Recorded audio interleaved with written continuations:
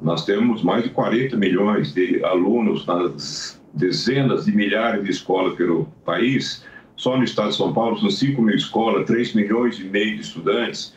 E esses fatos, apesar da gravidade extrema, com ameaças, com mortes, inclusive, são extremamente raros. Não é o caso de sair blindando cada uma das escolas, colocando equipamentos de detecção de metais, não é bem assim.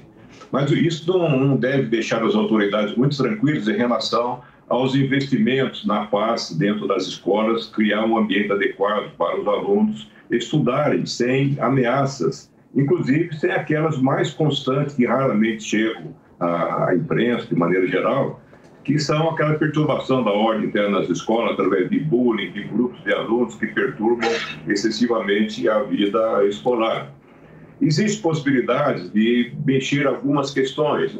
Lá no grupo de transição do presidente Lula após a eleição, havia um grupo preocupado com esse tipo de situação, com um professor aqui da Universidade de São Paulo, o Daniel Cara, e a par de excessos, como dizer que a direita está influenciando o comportamento de alunos para esses atos extremados, o que é uma grande bobagem, evidentemente, mas há coisas razoáveis, como, por exemplo, a necessidade de instrumentalizar a autoridade dentro do Estado, na área educacional, ou áreas correlatas com a própria segurança pública, de fazer varreduras com um instrumental se pode verificar ameaças dentro das redes sociais, de internet, por exemplo, e verificar ali como estão rolando algumas ameaças, grupos de alunos ou alunos individualmente, que começam a oferecer ameaças, como aconteceu com esse mesmo rapazinho que provocou essa tragédia na última segunda-feira em São Paulo.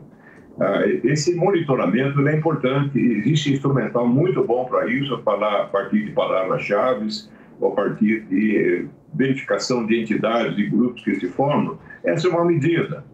Uma outra medida que está sendo cogitada aqui em São Paulo seria até de colocar um PM aposentado para o trabalho de segurança nas escolas. Isso pode ser conveniente desde que tomado algumas cautelas, como, por exemplo, verificar a vida anterior do PM, né? Tem registros da sua vida na PM, também fazer um treinamento, fazer um exame psicotécnico antes, verificar a adequação do comportamento desse PM para o ambiente escolar, com crianças, com jovens, trabalhar com conflitos, e essas questões também devem passar por um treinamento intenso, que não pode ser inferior a umas 100 horas, para que ele possa entender a dinâmica do ambiente escolar, os conflitos que acontecem, até que ponto ele deve agir para interferir nesses conflitos, como fazer isso. De alguma maneira, as escolas precisariam também trabalhar com diretores e professores para aprender a identificar anomalias de comportamento de alunos, para encaminhá-los precocemente à orientação educacional ou outras medidas disciplinares até mais severas. Agora, Coronel, a gente vem acompanhando também, o senhor fala muito sobre a inteligência da polícia, que é fundamental, mas a internet cresce a cada dia, o senhor tem muita experiência nessa área de segurança, além do trabalho na própria polícia aqui de São Paulo, o senhor é um estudioso sobre o comportamento humano. E, no caso de São Paulo, é praticamente impossível você fiscalizar alunos de mais de 5 mil estabelecimentos de ensino, estamos falando dos estabelecimentos de ensino que são públicos, ou seja, a gente tem outras milhares de escolas particulares e esse é o exemplo só de São Paulo. Qual é o desafio da inteligência da polícia? A polícia não tem condição de fazer uma fiscalização dessa maneira. O que mais é possível se fazer para tentar cobrir eventuais falhas da própria polícia? A inteligência da polícia, ela trabalha com informações, com dados e busca, de alguma maneira, analisar essas informações e traduzir isso em novos conhecimentos sobre o fenômeno, no caso das escolas que são mais vulneráveis. Então, a partir dessa crise que nós tivemos em São Paulo, isso deve ser um marco para novas medidas de cautela, de prevenção. Obviamente, as informações de problema de alunos em escolas devem começar a ser carreadas para um centro de inteligência e de segurança na área educacional. A partir desses dados é que se percebe hoje, inclusive, a inteligência artificial que pode ajudar a acelerar a aglutinação ou interpretação dessas informações para estabelecer quais são as informações que tornam uma escola ou um conjunto de escolas prioritárias para as ações do governo. Alguns comportamentos vão aparecendo através da varredura em redes sociais, mas também as escolas precisam começar a coletar as informações. Nós sabemos que há muitas escolas em que anomalias comportamentais de alunos, ofensas a professores, alunos que depredam a classe na frente de professores e diretores, essas informações precisam ser registradas, porque é a continuidade de registro que vai mostrar a vulnerabilidade, que vai mostrar, inclusive, os alunos que teimam, que reincidem nessas ações perturbadoras das escolas, e eles precisam de ação. Nem sempre são alunos perigosos, mas são alunos que atrapalham muito a vida das escolas. Eu gostaria aqui de mencionar, Tiago, uma experiência que aconteceu em Nova York, inclusive na gestão do então prefeito Bloomberg, que ele anunciou um programa para a questão de segurança das escolas, mas principalmente voltado à perturbação do ambiente escolar por alunos nessas escolas. Ele até declarou, ao anunciar esse plano, de que estava ali encerrando um período de tirania de pequenos grupos ou alunos isolados dentro do ambiente escolar. O que fez, então, o prefeito? Que medidas? Estabeleceu um conjunto de regras. Essas regras, todo ano, ao início do ano letivo, elas são passadas, lembradas para todos os alunos e para os pais dos alunos.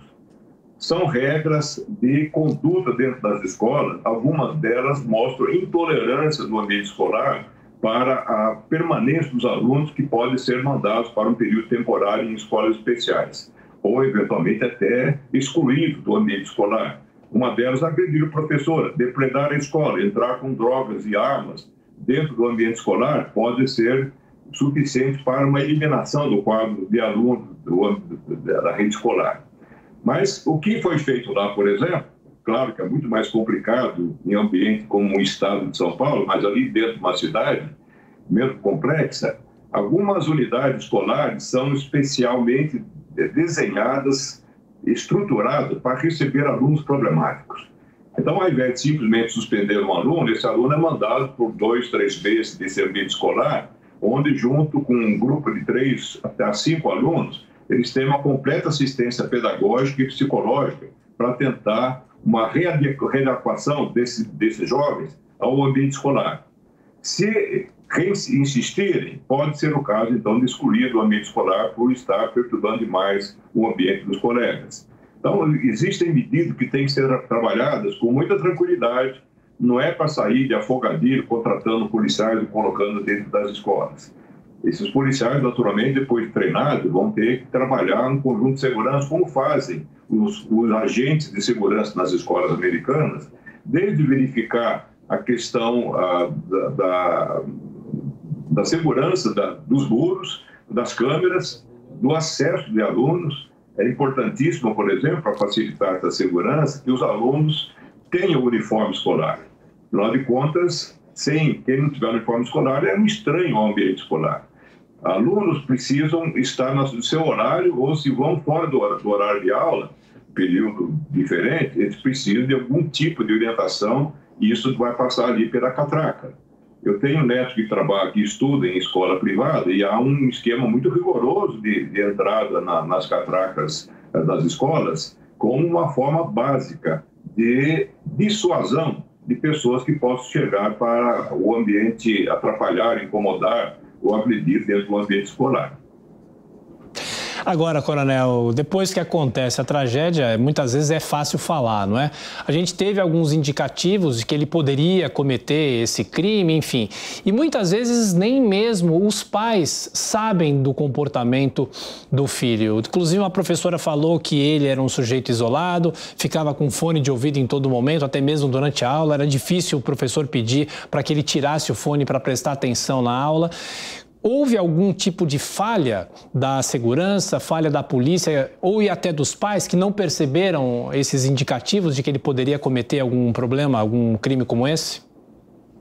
Olha, ele já teve um problema muito sério na escola anterior e por isso ele foi removido da escola onde estava, uma questão disciplinar grave, tão grave que os professores, a direção da escola chegou a registrar um boletim de ocorrência.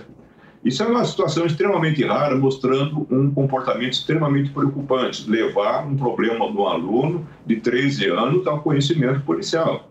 Você leva para a polícia não é só para registrar, é para que medidas sejam tomadas, já que ele estava demonstrando um grau de perigo.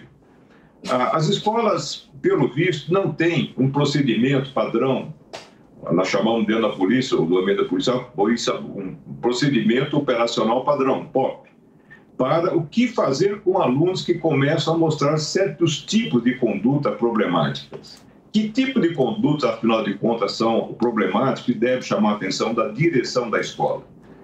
Esse tipo de condutas preocupantes, os diretores estão habituados com isso, mas está na hora de consolidar comportamento problemático, a direção da escola, o orientador pedagógico da escola, os psicólogos da escola. Se fala agora em contratar serviços psicológicos, seria ótimo, justamente para ajudar nessa definição. Mas quando esse jovem estava na outra escola com problema, consta que os pais foram chamados e foi relatado a conduta irregular dos pais. Nós sabemos que muitos pais, principalmente na periferia, são estruturas familiares com dificuldade de acompanhar a vida escolar dos seus filhos, e eles têm dificuldade também de manejar o comportamento dessas crianças, não tão crianças assim. E esse é o momento em que faltou uma ajuda para orientar os pais, ou talvez tenha faltado um encaminhamento para um psicólogo, um psiquiatra, para um parecer a respeito dos perigos comportamentais desse jovem, para ele mesmo e também para as pessoas com quem ele convive, tanto em casa como no ambiente escolar. Ou seja, algumas medidas, aparentemente, nós estamos muito distantes da realidade desses fatos, mas algumas medidas deixaram de ser adotadas em tempo hábil para evitar que a tragédia consumasse. Nós percebemos que essas crises, essas grandes tragédias, elas anunciam que estão chegando. Vão dando pequenos passos até que eclode de uma forma trágica, como acabou acontecendo. Quantos outros casos estão, de certa forma, borbulhando dentro das escolas brasileiras? E quantos desses estão recebendo a devida intervenção por parte da direção das escolas? Uma preocupação, por óbvio, da escola é cuidar da educação. Mas a educação não é só preparar o aluno para as provas e para o Enem. É necessário cuidar da educação no sentido amplo. E uma delas, extremamente importante, é a convivência entre os alunos.